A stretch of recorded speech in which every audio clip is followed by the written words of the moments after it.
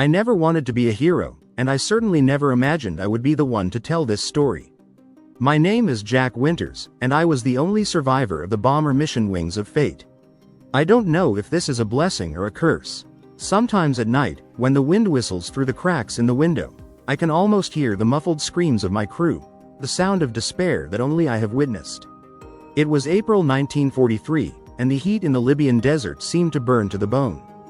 We were based on a small, isolated airstrip in Soluch, one of those bases the army set up in the middle of nowhere to keep out of enemy reach. That night our mission was to fly to Naples, drop our bombs on the German lines and return. Simple, right? That's what we all thought. But war, especially in the air, is never simple. Our orders came early, but the heat and sand in the air created a suffocating atmosphere. I remember every detail of that morning as if it were yesterday. The wind was blowing hard, raising clouds of fine dust that seemed to cling to every surface. Our eyes burned, and the thirst was constant, but this was already routine. At that moment, I had no idea what was coming. None of us had. That day, our pilot, Lieutenant Tom McAllister, seemed a little more serious than usual. He was a good leader, respected by everyone. I trusted him, as did the others. There was a sense of camaraderie between us, as always, but there was also a tension in the air that we couldn't explain. Something was off, and we all felt it. The sky was clear when we took off, but the forecast was for sandstorms, and flying over the desert was never an easy task. We had no idea these storms would be the least of our problems. When the engines of the Wings of Fate they roared and we left the ground, silence fell upon us. The first few minutes of a flight always brought the calm before the storm. I could just hear each crew member breathing through the headset. The radio was quiet, and the engines hummed with an almost comforting cadence. Next to me, Ray, the co-pilot, checked the instruments with a serious look. He was meticulous, almost obsessive about details, but that was what made him so good at what he did. That's what made us trust him. The first hour of the flight was uneventful. The sun was setting below the horizon, turning the sky orange and red, a frightening contrast to the cold expanse of the desert below us. I felt small, insignificant, in the face of so much immensity. Little did I know that this vast expanse would soon be my personal hell. As we approached Naples, the sandstorm began to form to our right, like an impenetrable wall of dust and wind. Tom hesitated, but decided to continue. Other planes that accompanied us on that mission began to retreat, and some communicated via radio saying it was better to return. I listened, sitting at my post as a flight engineer, and exchanged glances with Ray. He looked worried, but said nothing. No one disputed Tom. He was the kind of leader who inspired confidence, and we all believed he would get us back safely. It turns out that trust means nothing when you lose control. Shortly afterwards, our instruments began to fail.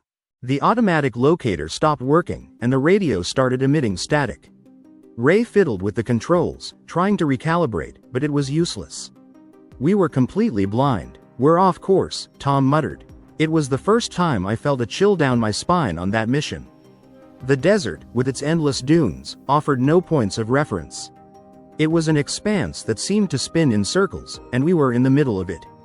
We flew for hours without any contact, without knowing where we were. Our hope of finding the base back was fading with each passing minute.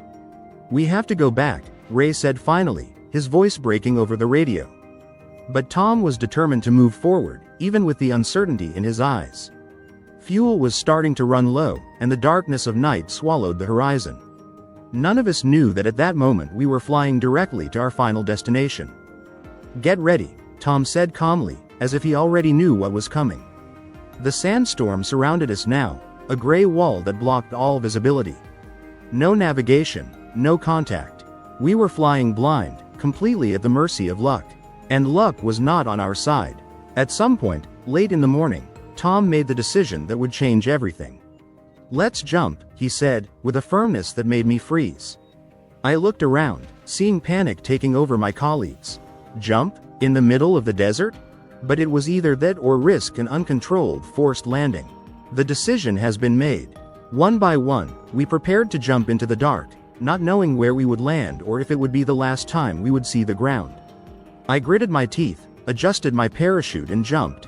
The wind swallowed me, and the darkness blinded me. The feeling of falling, not knowing where or when I would end up, was the beginning of a journey I could never have imagined. The darkness was absolute. The wind, previously muffled by the carcass of the plane, now roared around me like a hungry predator. I fell, spinning out of control, until, with a sharp pop, the parachute opened, slowing my fall. The silence was strange, almost terrifying. There was nothing but darkness and sand beneath me. I didn't know what awaited me on the ground, but I knew that the desert offered no mercy to anyone who invaded it. A part of me wished that the impact would be the end of everything, that the fall would be quick and decisive. I was terrified. When I finally touched the ground, my knees gave way, and I fell sideways into the sand.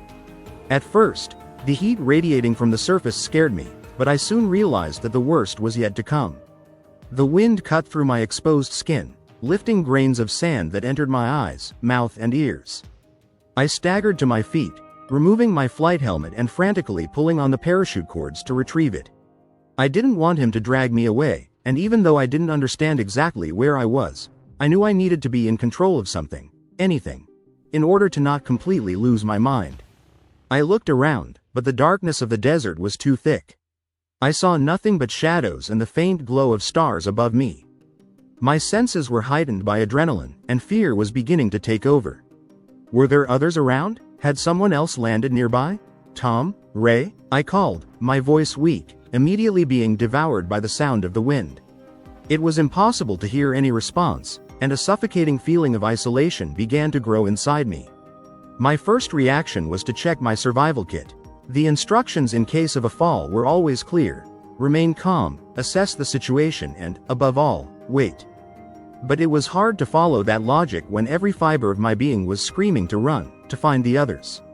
I knew I needed water and protection from the cold that would arrive in a few hours, when the sun would completely disappear and the temperature would plummet. The desert not only roasted under the scorching sun during the day, but also froze at night. After organizing my thoughts and gathering my courage, I decided the only sensible thing to do was wait for some sign from the crew. I climbed a small dune nearby, hoping to get a better view of the terrain around me. However, the landscape was desolate, a sea of sand that seemed to have no end. Nothing but dunes, darkness and the howl of the wind. Time passed strangely there. Minutes felt like hours, and every beat of my heart echoed in the void. Suddenly I heard a distant sound, something that stood out against the incessant roar of the wind. A scream? Or just my imagination? I couldn't risk it. I quickly descended the dune and started walking towards the sound. My feet sank into the sand with each step, making progress difficult, but I needed to find the others. The idea of being completely alone in that hell was worse than any physical fatigue. I walked for about an hour, calling out the names of my companions whenever the wind died down enough to hear me. So finally, an answer. It was faint but clear. Here. My heart jumped in my chest, and I ran toward the sound. When I finally arrived, I found Ray, the co-pilot, sitting on the sand, with his parachute still strapped to his back and his eyes wide with fear. "Jack, are you okay?" he asked, his voice hoarse and shaky. "I am, and you? Where are the others?" I replied breathlessly, kneeling down next to him. Ray shook his head, his eyes searching the surrounding void for something. "I don't know. I lost contact with Tom right after I jumped. And the others? I didn't see anyone." Desperation began to creep into my mind, but I tried to remain calm. "We need to regroup. We can't sit here waiting. The sun will disappear soon, and we need shelter before the cold catches us by surprise." Ray agreed, and together we began exploring the area, always calling out to others. After a few more minutes of walking, we found two more crew members, Frank and Sergeant Donald, both exhausted and clearly disoriented. Nobody had any idea where we were, and the fact that we saw no signs of the plane made us realize the gravity of our situation. The wings of fate, it should have been close, but as time passed and the dark grew deeper, it became increasingly clear that we had been thrown too far from the point of impact. Night descended upon us like a sheet of ice. The cold we expected arrived quickly, cutting into the skin and making our bodies shake uncontrollably. We knew that temperatures in the desert could plummet to unbearable levels, and the only thing we could do was huddle together and share body heat. We had no choice but to wait, try to sleep, and hopefully find the plane in the morning. That was the longest night of my life. Lying on the sand, with my arms wrapped around my body, I could barely breathe because of the cold. My thoughts ran like a wild river. We were in the middle of an unknown desert, lost, without enough water and no idea of the direction we should go. The plane could be a few meters or tens of kilometers away. And, above all, the question that was pounding in my mind was, where were the others? Tom, the captain, was always our leader, the one who guided us, the one who made the right decisions. And now, was he also lying somewhere, alone in the dark, or worse, already overcome by the unforgiving desert? With dawn, hope and terror mixed. The desert was waiting, and our greatest test was yet to come. I woke up before sunrise. Or at least I think I woke up. The truth is that I barely slept that first night in the desert. The cold was so intense that my joints felt like they were freezing. Every time I closed my eyes, I saw images of the others, of the crew that was still missing, and a growing fear took over me. I asked myself several times, would it be possible to survive this? The desert seemed to have its own mind, its own hunger. I could feel it wanted to consume us. The sky was beginning to lighten, a band of blue-white light appearing on the horizon. I woke up Ray, Frank and Donald, who were next to me, huddled under their coats. Everyone's eyes were sunken, swollen and tired. We looked like men already defeated, even before we had faced the battle that was to come. We need to start walking, I said. We knew we couldn't just stand there and wait for rescue. The radio had been lost with the plane, and even if we tried to make contact, who would hear us in the middle of such a vast desert? We didn't know exactly where we were, but there was one inescapable truth. We had to find the wings of fate. Ray was the first to speak, his voice hoarse from the cold of the night. What if the plane is miles away? We could walk for days and not find anything. Frank, who was usually the most optimistic of the group, looked shaken. He ran a hand through his sweaty hair and sighed. Or we could be just a few feet away and not even know it.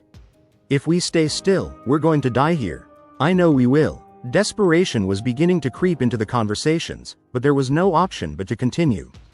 We had some water and food, but not enough to survive for long. We did what we could to protect ourselves from the heat that would soon attack us with the arrival of the sun, tying pieces of fabric over our heads and using parts of the parachutes as improvised shade. The contrast of the desert was brutal. The freezing cold of the night would soon be replaced by sweltering, suffocating heat. When the sun finally rose, the sand began to shine like a golden ocean, an almost beautiful but terrifying sight. The vastness of the desert seemed infinite. We knew that heat would soon become our greatest enemy, far more lethal than any enemy weapon we had faced during bombing missions. That day, we became prisoners of an unforgiving environment. Let's try to follow the footprints in the sand, I suggested. Despite the night wind, there were still faint marks where our parachutes had dragged across the sand, like scars on the landscape. It was a thread of hope, a line that might take us back to the plane. We started walking, each step sinking into the sand. Progress was slow and painful. My feet burned inside my boots, and the heat only grew. The desert felt like an oven, and the water we carried was little. Each sip was rationed. Each drop that ran down his throat seemed insufficient to alleviate his growing thirst. After hours of walking, we began to feel the first signs of exhaustion. My legs felt heavy, as if the desert was pulling me down. Frank stumbled several times, and Ray was staring at the horizon without really seeing anything. That's when Donald stopped abruptly, his eyes fixed on something in the distance. "Do you see this?" he said, pointing with a shaking hand. In the distance, on top of a dune, an irregular silhouette seemed to break the monotony of the horizon. For a moment, our hearts were filled with hope. Could it be the plane? We looked at each other, all captured by the same emotion, like castaways seeing dry land for the first time. "Come on," Ray said, his voice gaining a little strength. It could be him. It could be the wings of fate. We walked towards that point for another hour, the sun rising mercilessly over our heads. When we finally reached the base of the dune, my legs were shaking, and sweat was pouring into my eyes, burning with the fine sand that the wind kicked up. We climbed the dune with difficulty, our boots slipping on the hot sand. We reached the top, and what we saw made our hearts drop. What we had seen in the distance was not the plane. It was scattered debris from a light cargo, pieces of the parachute that had come loose. There was no sign of wings of fate. There was nothing. "This can't be happening," Frank said, his voice breaking. "It can't be just that. Ray fell to his knees, arms at his sides, exhausted. We are lost. I couldn't allow that feeling to take over me. We needed to continue. The desert was testing us, pushing us to the limits of our strength. However, we knew we were close to the plain. It had to be. We had jumped almost at the same time, we couldn't be that far apart. Reason said so, but despair was stronger. With no other choice, we decided to continue walking. The heat was merciless, and the water, now rationed to a minimum, barely made a difference. Every step felt like a fight against an invisible giant. The sun reflected on the sand, creating mirages that distorted our perception of distance. There were times when I thought I saw shadows of trees, perhaps an oasis, only to be cruelly deceived. As the day progressed, exhaustion began to take over our minds. Donald stopped, staggering. I can't do it anymore. I can't do it, he repeated, like a mantra, as he fell to his knees. Get up, Ray shouted, pulling him by the arm. We can't stop now. I knew Ray was right. Stopping in the desert meant dying. But I also knew we weren't far away. We were so close that the frustration hurt more than the thirst or the heat. Death seemed to be surrounding us, waiting patiently as we struggled to keep up. Each of us silently already knew that it would only be a matter of time before one of us would no longer be able to move forward. As the sun slowly began to sink below the horizon, our hopes diminished along with it. The desert, immense and merciless, seemed to laugh at us. And at that moment, for the first time, I asked myself, could anyone really survive this? The sun began to disappear behind the dunes, and with it, the little hope we had left. In the desert, the night is not a relief, it is a sentence. Death comes closer when the relentless heat turns to biting cold, when the sand, which burns during the day, freezes underfoot. That afternoon, I saw in the eyes of every man around me that something was changing. It wasn't just physical exhaustion, it was a deep tiredness, as if the desert was taking away our will to fight, sucking our life slowly, grain by grain. Donald was no longer the same. His eyes, once full of determination, were dull. He walked awkwardly, stumbling with each step, mumbling things that none of us could understand. We tried to keep the group together, but desperation was a poison that spread quickly. The silence was deafening. Nobody wanted to admit it, but we all knew. The desert was beating us. At one point, Donald simply stopped walking. I can't do it anymore, he said, in a voice that seemed to come from another world, distant and cold. We tried to pull him away. Ray insisted, yelling at him to keep going, but there was something in his eyes that told me he had already given up, even though the body hadn't fallen yet. Just a rest, he asked, as if resting for a minute could change the reality we faced. Ray reluctantly let go of his arm, and I watched Donald collapse onto the sand. He curled up like a child, pulling his knees up to his chest. It was an image of complete surrender. The fear that shot through me at that moment was worse than anything I had ever felt. I knew that if we stopped, even for a second, the desert would take us away. There was no forgiveness there, just a cruel silence that waited for our weakness. We can't stay here, I said, trying to keep my voice steady, but the truth was that I was scared too.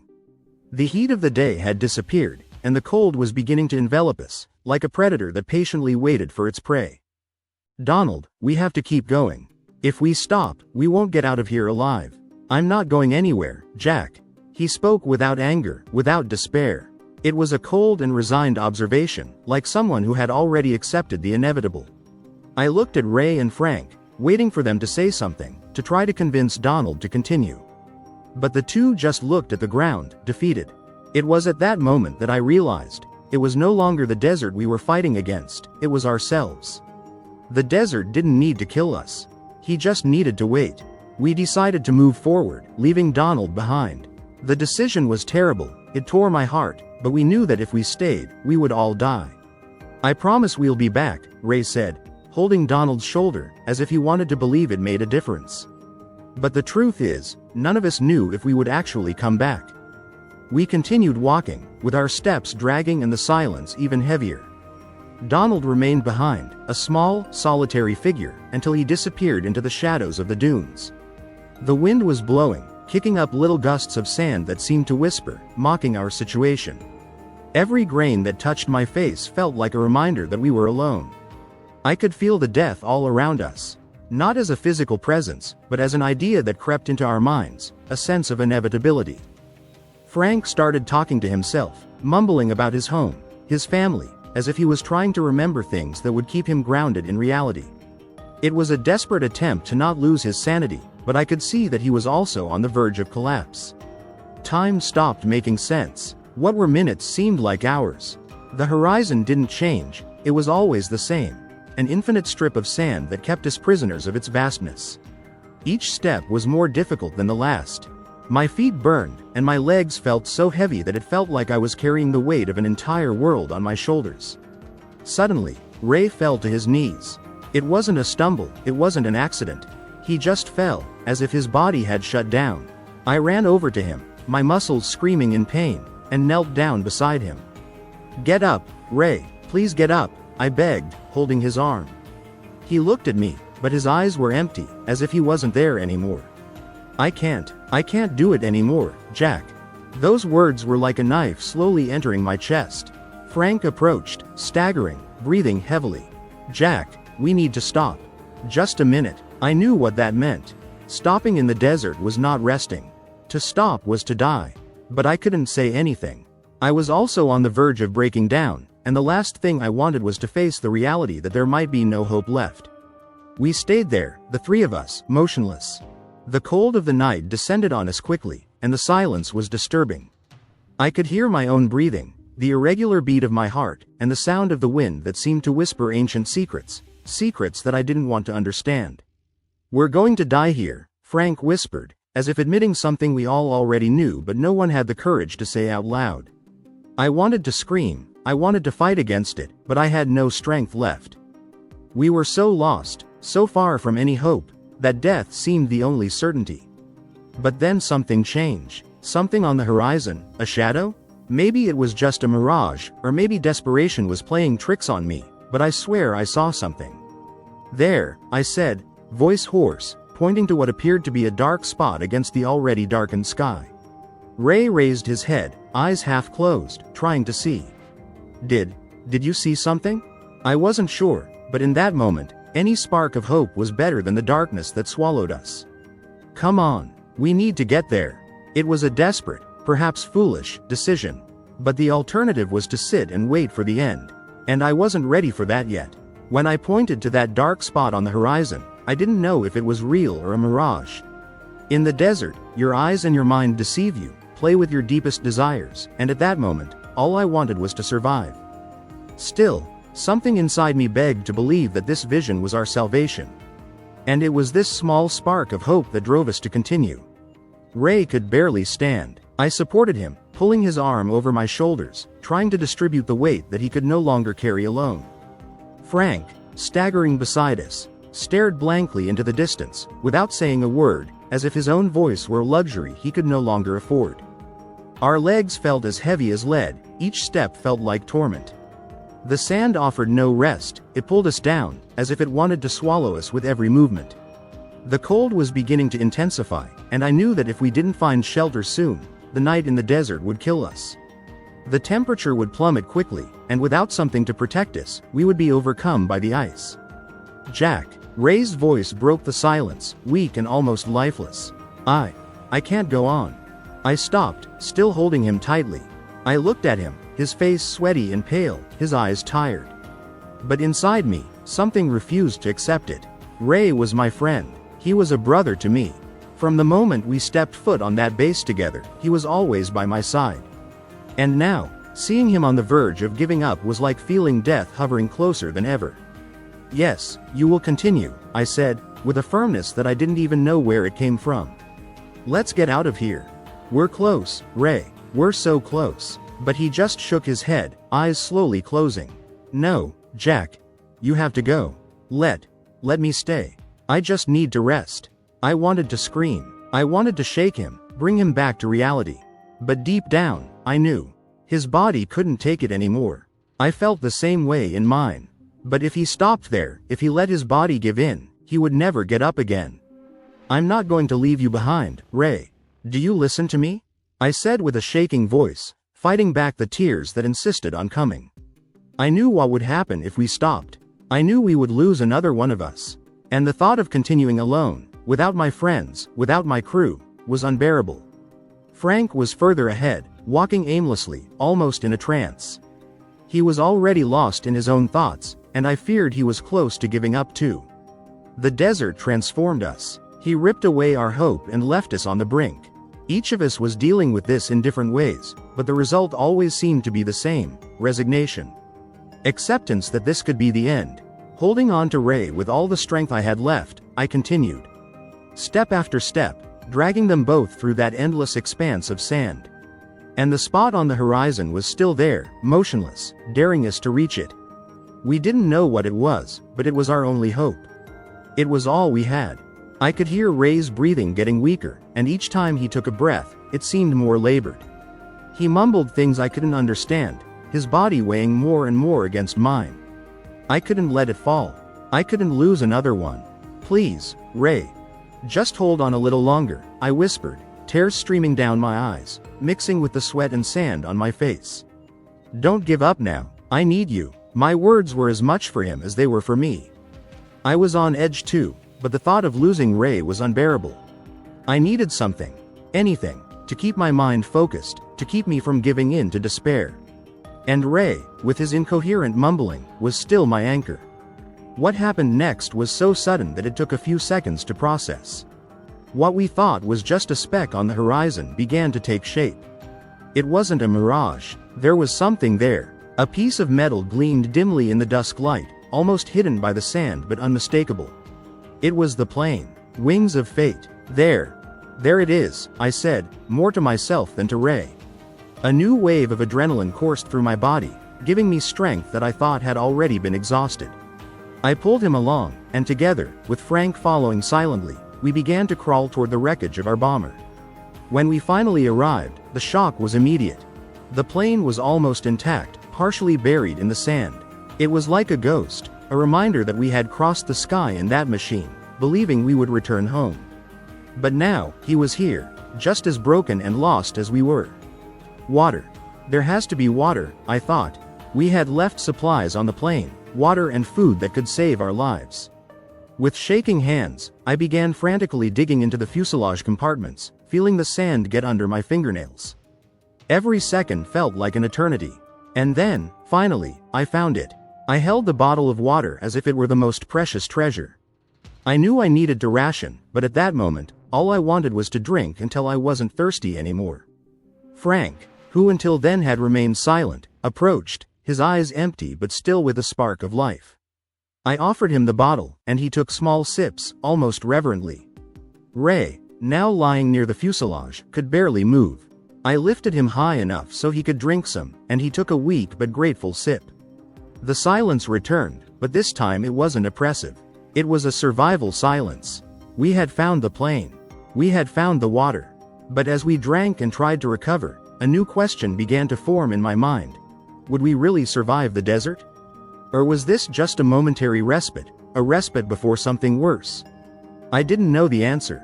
But for now, holding Ray and watching Frank drink, I knew that, at least for that moment, we were still alive. And maybe, just maybe, that would be enough. The icy desert wind, which had once seemed like a distant threat, was now a constant presence. The sound of it, whistling through the shattered parts of the Wings of Fate, it was reminiscent of the lament of something that had long ago given up fighting. That sound surrounded us, as if the desert was warning us, whispering that there was no longer any escape. And although we found shelter and some water, we knew we weren't safe. We were just postponing the inevitable. Frank was quieter than usual that night. After taking small sips of water and huddling next to what was left of the plane, he retreated to a secluded corner. I watched him for a while, not knowing what to do. He had always been the most resilient among us, the type of man who never let himself get down, always with a smile on his face, even in the most difficult situations. But now, that man looked like just a shadow of himself. His eyes, which had once shone with determination, were now empty, lost somewhere between reality and the acceptance that there wasn't much more we could do. Ray was lying next to me, breathing raggedly. Every time he took a breath, I could hear the effort he was making to keep his lungs working. The water he drank was not enough to revive him. He was on the verge of collapse, and I knew that if we didn't find a way out quickly, he too would succumb to the desert. But the truth was that we had no more options. There was no rescue in sight, and the chances of survival were diminishing by the second.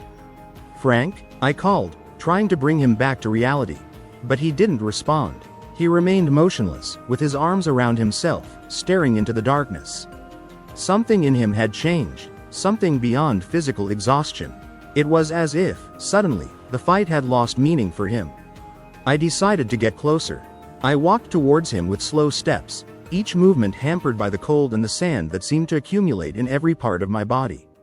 As I got closer, I could see that Frank was shaking, but it wasn't just the cold that was affecting him. His lips were pale, almost blue, and his eyes, those eyes that had always comforted us, were now filled with a deep emptiness. "Frank, we need to stay together. Let's get out of here," I said, my voice hoarse. But he didn't look at me. He just mumbled something I could barely hear. I moved closer, kneeling beside him. "Do you hear that, Jack?" he asked, his voice weak and broken. "What?" I asked, not understanding. Frank lifted his head a little, his eyes fixed on something I couldn't see. "The sound of the bells. They are calling me." "Bells? In the desert?" There was no sound other than the biting wind. What he heard was a creation of his mind, fragmented by thirst, despair, and exhaustion. He was delirious, on the verge of completely losing his mind. "Frank, there are no bells here. It's just us, the plane and the desert. We need to focus, we need to survive," I insisted, trying to grab his arm, but he pulled away, shaking his head. "No, Jack, I don't belong to this world anymore. They're calling me. I can feel it. They're out there, waiting for me," he whispered, with a weak smile, his eyes filled with tears. I held him tighter this time. "No, Frank, you're here, with us. There's no one out there. It's us, and we need you. Don't give up now." But he had already given up. Before I could react, Frank stood up abruptly. His movements, shaky and clumsy, seemed devoid of any reasoning. He began to walk, his feet dragging across the sand as if he were in a trance. "I'm going to find them, Jack. I'm going to find them," he repeated, staring into space ahead, as if he were following something invisible. "Frank, no," I shouted, running after him. But he didn't listen to me. He didn't want to listen to me. It was as if he had accepted his fate and was giving himself over to something that, in his mind, seemed like the only solution. I ran after him, but every time I got closer, he moved further away, stumbling along the dunes, his arms open as if he were about to embrace nothingness. The wind seemed to pick up, whistling louder, almost as if it was mocking our situation. The darkness around was almost total, and I could no longer distinguish where the plane, or ray, was. All I saw was Frank, increasingly distant, disappearing on the horizon. "Frank, please," I screamed, my words tearing from my throat. "Come back. Don't do this. Don't go." But he didn't stop. His steps became more and more erratic, until suddenly he stumbled and fell. I ran to him, my heart beating wildly in my chest. When I got closer, I saw that he was lying down, half covered by sand, his body limp and lifeless. "Frank?" I whispered, afraid of the answer I already knew. I knelt down next to him and slowly turned him around. His face was pale, his eyes were open but empty. I touched his wrist, hoping to feel some sign of life. But there was nothing. He was gone. My knees gave way, and I fell to the sand, unable to process what had just happened. Frank, my friend, my war buddy, a man who had faced so much adversity by my side, now lay there, lifeless. His death was neither quick nor merciful. He was overcome, not by the desert, but by the despair that this place instilled in us. I screamed. I screamed like I had never screamed before, the sound echoing in the void around me. The pain, the loss, the feeling that we were all doomed to this fate, it all exploded inside me. The tears, which I had held back for so long, came like a flood, running down my face, mixing with the sand and sweat. Kneeling there, next to Frank's body, I realized the harsh reality. The desert was unforgiving. He broke us, one by one. And as I looked at the immensity that surrounded us, I felt for the first time that maybe, deep down, I too was close to giving in. Frank's body remained in the sand, a painful reminder that the desert did not forgive weakness, did not offer second chances. I knelt beside him for a time I couldn't measure. The sky was quickly darkening, and the biting wind was starting to hit hard, but I couldn't move. The weight of Frank's death was crushing, and the feeling of defeat took root deep in my chest. I knew I needed to get back to Ray. He was fragile, barely able to move, and every minute I spent out there was a risk for both of us. Despair made me want to stay, dragged me into the same darkness that consumed Frank, but something inside me, a remnant of survival instinct, screamed for me to continue. With one last glance at Frank, who now appeared to be sleeping beneath the sand, I stood up. The way back to the wings of fate, it was a blur of images and sensations. I felt empty, as if a part of me had been left with Frank's body. When I caught up to Ray, he was huddled next to the plane's fuselage, shivering, his breathing noisy. With every minute that passed, he seemed more distant, weaker. "Ray, we have to get out of here. We can't wait any longer. There is no rescue, and if we stay, the desert will take us, like it took Frank." My voice came out firmer than I expected, but inside me, the truth was that I wasn't sure of anything anymore. All that was left was the will to survive.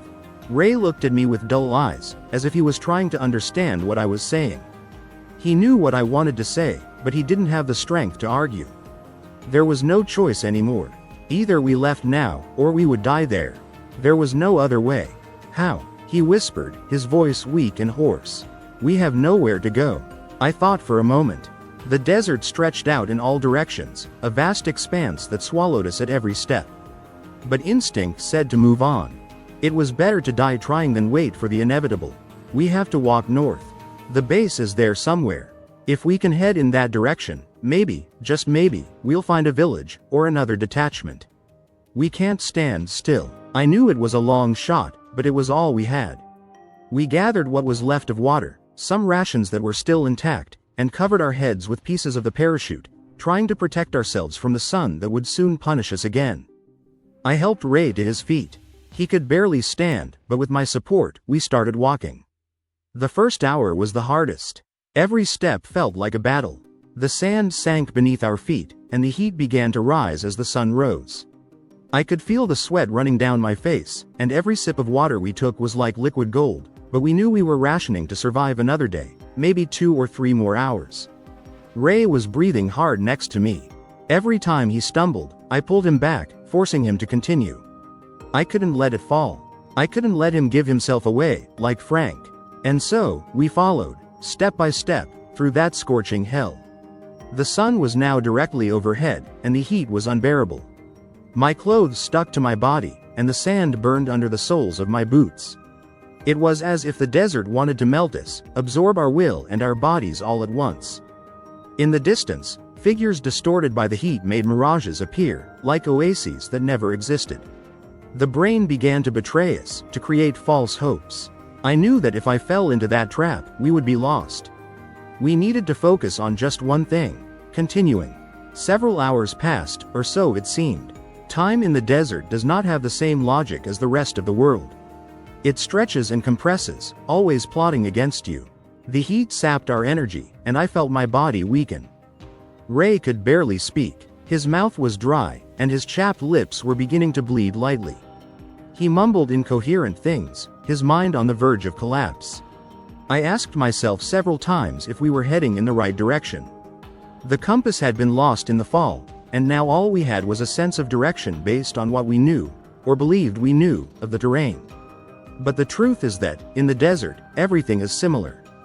There were no landmarks, nothing to tell us if we were going north or south. It was a game of luck, and we were betting our lives. It was then that the worst happened. Ray stumbled again, but this time he couldn't get up. I knelt beside him, pulling him by the shoulders, trying to get him to stand, but he was completely exhausted. His body seemed to have no energy left. His eyes were half closed, and his breathing was shallow, almost non-existent. "Ray, please, get up. We're close, I know that. Just a little longer," I begged, but he didn't respond. He just looked at me with an expression like he had already given up. Despair took over me. I shook him, shouted his name, but he didn't react. He was fainting, his mind giving in to exhaustion and thirst. "No. Not now, Ray. Not like this," I whispered, holding his hand. But even in that moment, I knew he was very weak, that the desert had already claimed him. My words were for me, not for him. I knelt down beside him, holding his hand. His breathing slowed, and I could feel the life slipping away. My heart was heavy, and tears began to roll down my face. I was alone. The desert was winning, and the only friend left was leaving. And then, as if in a final act of mercy, the sun began to sink below the horizon. The heat gave way to a cold, bitter breeze, but it was already too late for Ray. He wouldn't survive the night. The cold that would come now would be as lethal as the heat of the day. At that moment, something broke inside me. A primal scream ripped from my throat, a sound I had never heard from myself. It was a cry of pain, of loss, of impotence in the face of a force that I could not overcome. The desert had taken Frank, and now it would take Ray. And I, alone, didn't know if I would survive to tell this story. I was lost. I couldn't move. There, next to Ray's body, despair consumed me from the inside out. The desert, vast and silent, seemed to stretch to infinity, as if it were patiently waiting for the moment when I too would give up. Ray's body was still, his eyes closed, as if he was sleeping. But I knew that was not rest. It was the end. The relentless desert had taken one more. My tears had dried, as had everything inside me. The feeling of loss was overwhelming. Ray, my friend, my brother in arms, who had fought so hard by my side, was now another victim of that cruel place. I felt powerless, small in the face of the vastness that surrounded us. It was as if the desert was mocking me, as if it knew I was next. But a small part of me still struggled. A part that refused to surrender, that silently screamed for survival. I needed to continue, not for me, but for them. Frank, Ray, everyone who had fallen along this journey. If I died there, in the middle of that lonely immensity, it would be as if they had never existed. No one would know their stories, their struggles, their sacrifice. I was the last one, the only one who could still tell what had happened. With difficulty, I got up. My legs were weak, shaking with each step. My entire body felt heavy, as if the desert was pulling me down. The cold was beginning to intensify, and night was falling quickly. There was no more time. If I stayed there, with Ray, waiting for the cold to take over, it would be the end of me. I looked at Ray one last time, trying to burn his image into my mind. "I'm sorry," I whispered, my voice cracking. There was nothing more I could do for him. He had fought, but the desert had won. And now, all I could do was try to escape that fate. With the little energy I had left, I started walking. My feet sank into the sand, and each step felt like a monumental effort. The cold, once a welcome relief, now became an implacable enemy. My breathing was ragged, my lungs were burning with the effort, and my entire body seemed to refuse to continue. But I followed. It was all I knew how to do. The silence around me was suffocating. The desert, which during the day had roared with wind and heat, was now quiet, as if it was watching me, waiting for me to fall. The stars began to appear in the sky, cold and distant, and the pale moon lit the path ahead. But all I saw were endless dunes, like frozen waves in a sea of sand. The thirst returned with full force.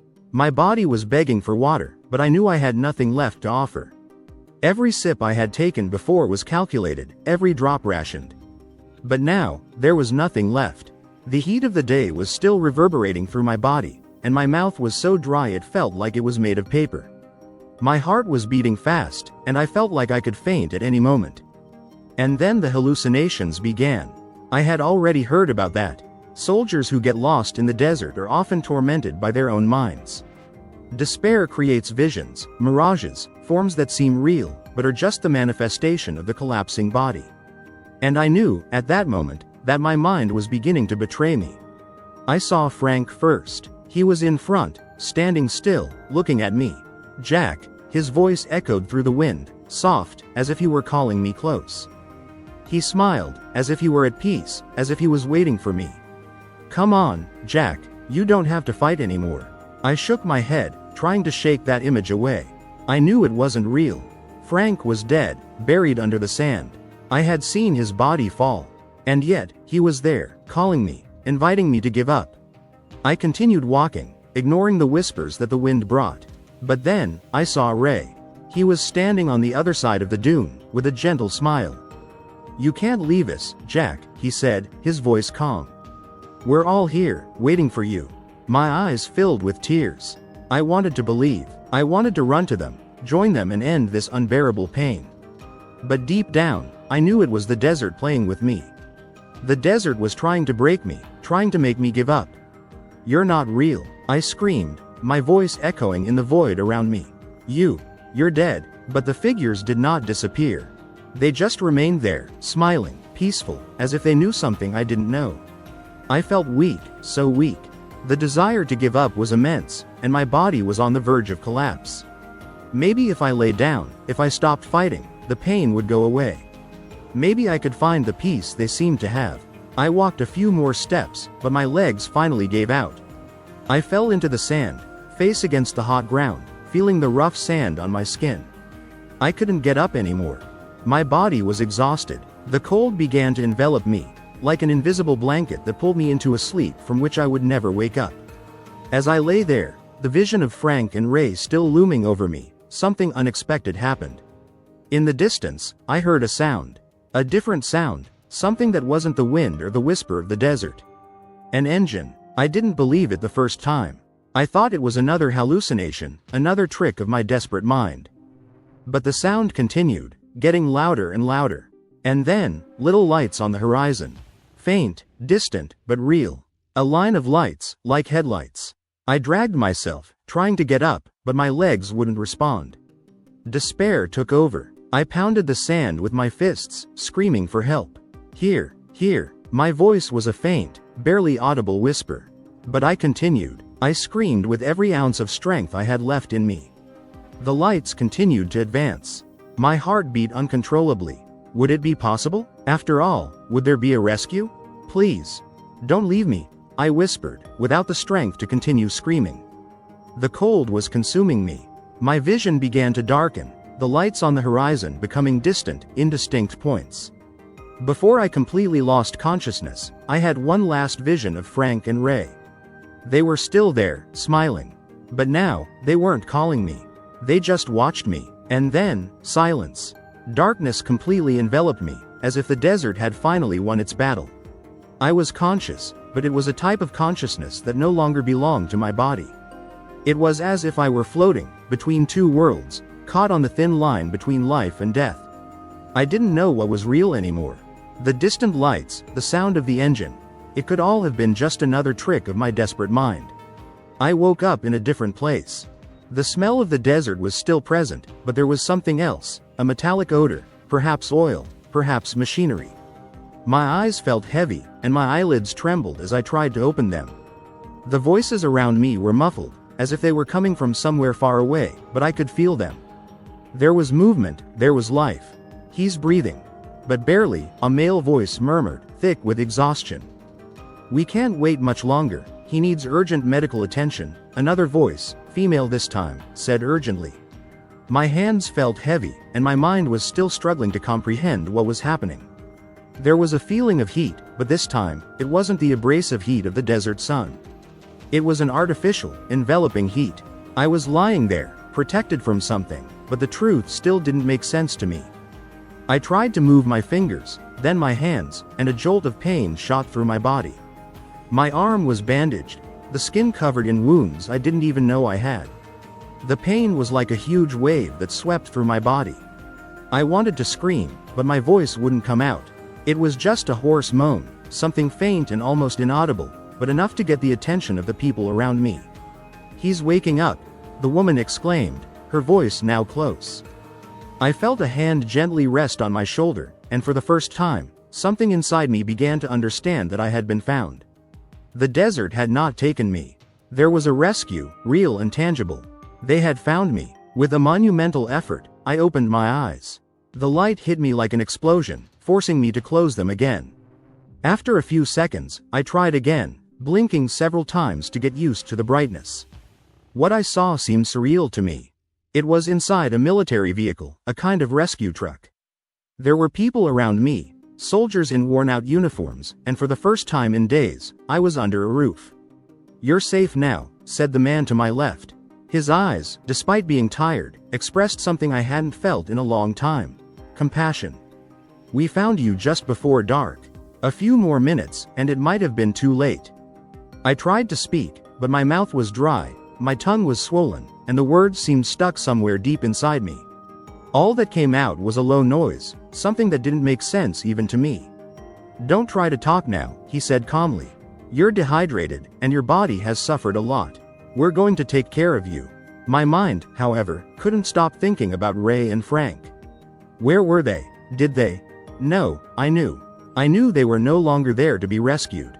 The reality of loss hit me with a force that made my stomach turn. I closed my eyes again, trying to escape the pain. I had survived, but at what cost?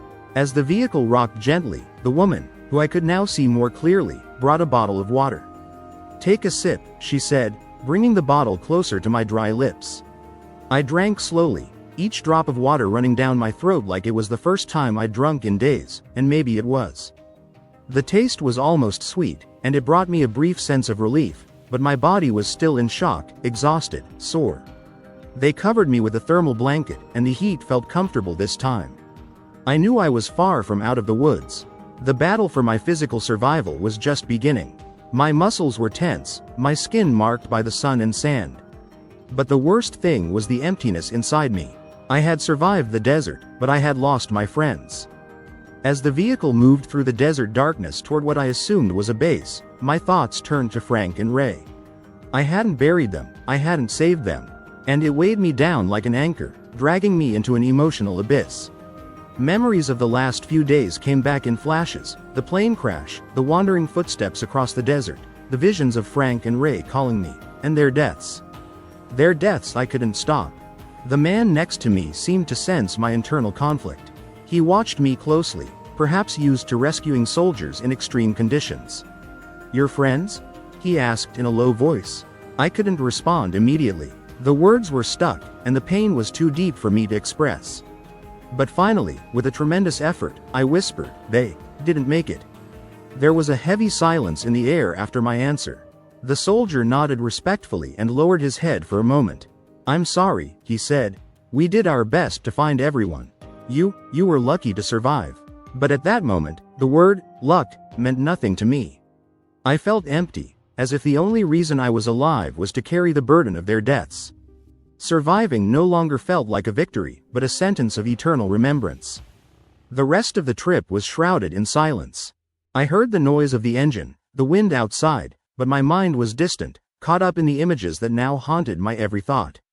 The fight for physical survival was over, but a new, much deeper fight was beginning to form within me. How could I live with the guilt, the memories, the pain of being the only one to survive? Finally, after what seemed like hours, the vehicle stopped. The doors opened, and a cool breeze came in, mixing with the smell of dust and oil.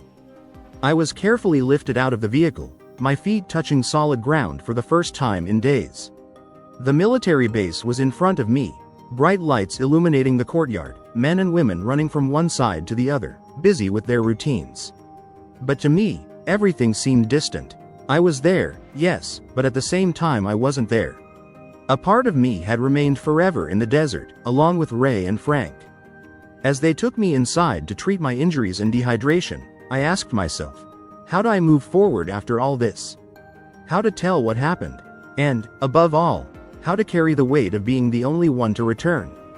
The days following my rescue passed in a blur. I was admitted to the base's infirmary, where doctors and nurses moved around me like figures, tending to the physical wounds I had brought from the desert. But the deeper scars, the ones I carried inside me, seemed beyond their help. The pain of loss, the crushing guilt of being the only survivor, and the vivid memories of Frank and Ray's last moments tormented me every hour, every minute. Physical recovery was slow but gradual. My body adjusted back to reality outside the desert, but my mind still wandered to those endless dunes. At night, when the lights went out in the ward, I would close my eyes and feel the desert wind blowing again, hear Frank and Ray's whispers calling me. The nightmares were frequent, making me wake up sweating, my heart racing, as if I were still fighting for survival. I didn't know how to move forward. Everything seemed dark. It was on one of these days, as I was sitting alone, staring into space, that one of the doctors approached me. Dr. Harper, a middle-aged man with a stern expression but kind eyes, sat next to me without saying anything. He just watched me, waiting for me to take the initiative. When I finally looked at him, My eyes swollen from so many sleepless nights, he spoke. Jack, I know that nothing I say will erase what you went through. Nothing will take away the pain you feel or the memories you carry. But you survived, and that was no accident. I shook my head, still unable to accept those words. Surviving doesn't feel like a victory, doctor. It feels like a sentence. He nodded, understanding my feeling. I understand. But let me ask you something. Why do you think you were the only one to survive? That question weighed on me like a stone. I had asked myself this question many times since I was rescued, and each time the answer eluded me. Why me? Why not Frank, who was always the most optimistic? Or Ray, who fought to the end? What kept me going when everything seemed lost? I don't know, I finally replied, my voice weak. Maybe I was lucky, or maybe I was weaker and just didn't give up when I should have. Harper shook her head, with a half smile. It wasn't weakness, Jack. It was strength. You kept walking, even when everything seemed impossible. That's not weakness. That's courage. I remained silent, processing his words. Courage. The word seemed strange, out of place in my reality. How could there be courage in following when everyone around you is falling? The doctor leaned a little closer. Do you know what survival is? It's not just the act of keeping your body alive. It's having the strength of spirit to continue, even when everything around you falls apart.